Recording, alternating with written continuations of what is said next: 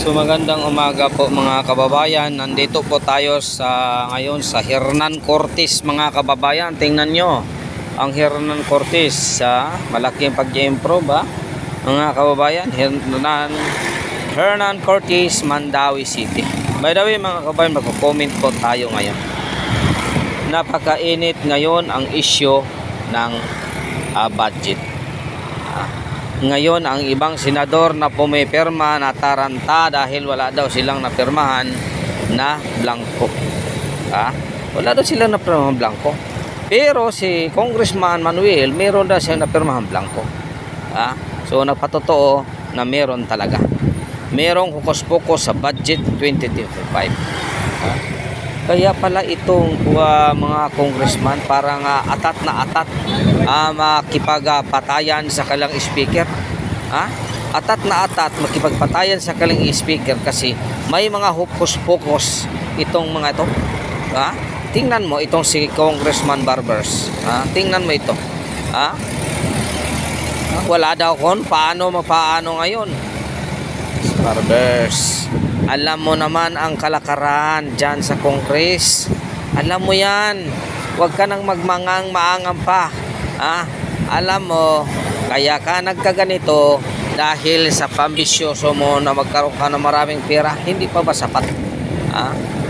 Hindi pa ba sapat ang iyong nakulimpat at sa hearing sa Tuadcom? Ngayon, ano na ngayon? Apil ka, sasama ka sa kulungan, sasama ka sa impeachment. Baka sabihin mo ito pag pinag-imbestigahan ito ng korte, baka sabihin mo ito ay political harassment. Ito na kasagaran na ito ang ibig sabihin ng mga politician. Kapag pinatawag, masasabihin political harassment. Pero ang sa totoo, hindi nyo ginawang gampanan ang inyong trabaho. Sa totoo yan. May mga motivation kayo. May mga pakay kayo sa inyong sarili. Akalain mo sa Surigao, bawat tao magkakaroon. Ilang botante sa Surigao? 7,000 bawat isa. Saan ka? Ano ka? Kung isa kang businessman, magbabayad ka sa botante ng 7,000 para may halal ka lang bilang congressman sa distrito mo. Magbabayad ka ng 7,000 para may halal ka lang bilang gobernador. Alam ko yan dyan sa Surigao. Alam ko. Kasi may mga kamag-anak ko dyan kung magkaano ang bigayan sa bawat botante. Kaya nga ang Surigao hindi mo umaasinso. Kaya nga ang Surigao hindi umaasinso.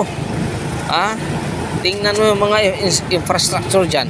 Kahit napakaganda pa ng kalsada, binakbak para baguhin. Pero may mga kalsada sa bundok na hindi pa na bibigyan ng tunay na talaga ng daan. Ano naman kayo?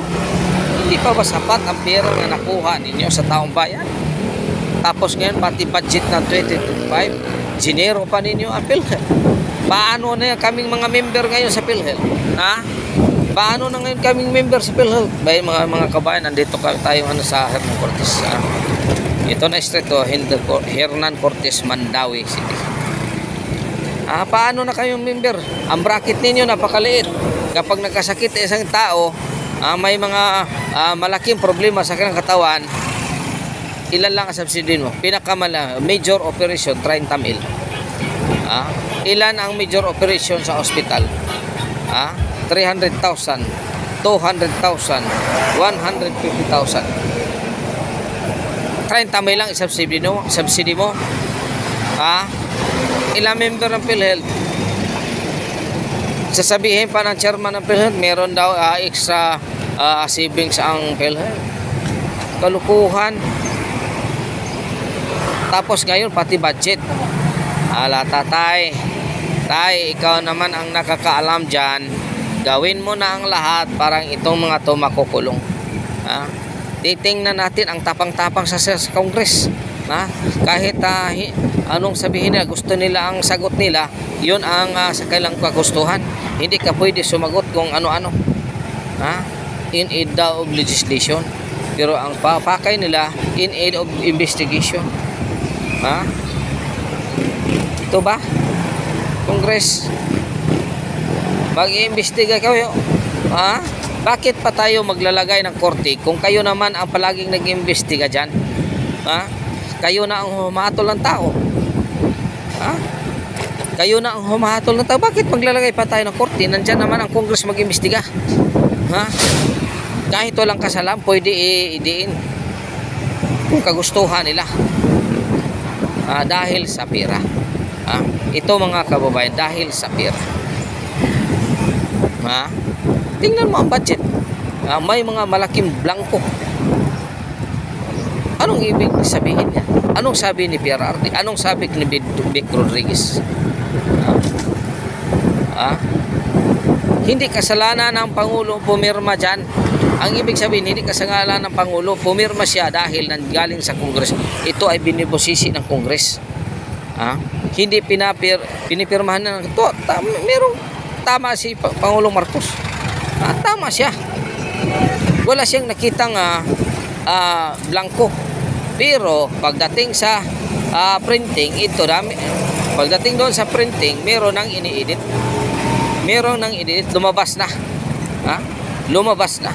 Akalain mo 200 pages. Yan, 200 plus pages. Tapos sabihin ninyo walang irregularity sa budget. Alam na yan.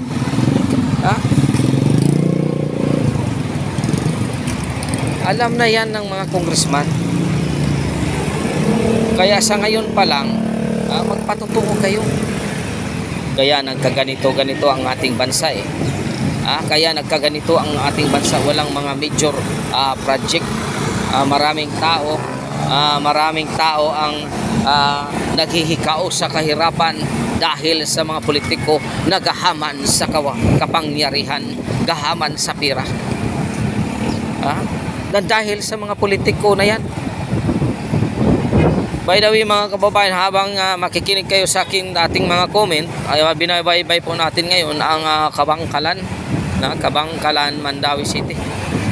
Titingnan niyo mga kababayan habang dahan-dahan tayong tumakbo, titingnan ninyo mga kababayan.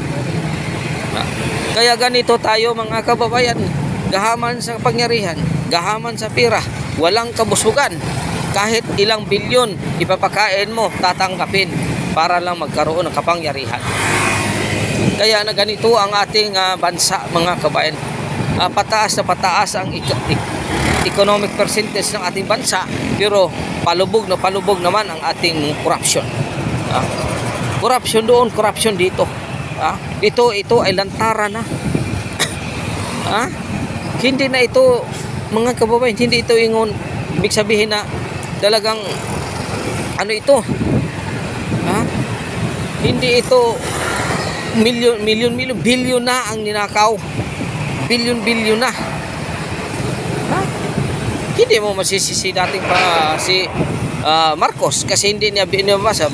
Malay mo pagdating sa pirmahan, pirma na, meron ng pinipirma. May inilagay sa isang pages o ito. May blank yan. Babasahin mo ba yung 200 pages na yan? Kung hindi mo aralin yan, kung ano talaga ang meron. Kasi nandyan ang nakalagay mga kababayan.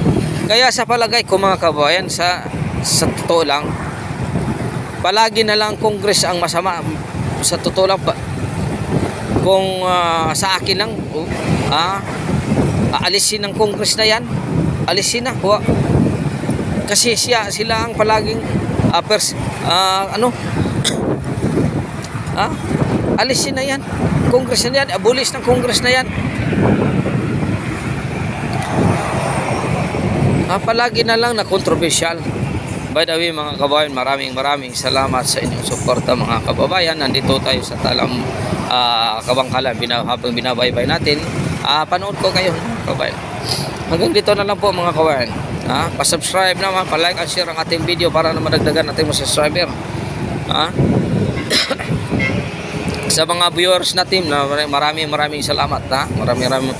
Maraming salamat sa inyo. God is good all the time God is good. Pitching your kaninyong tanan mga kababayan.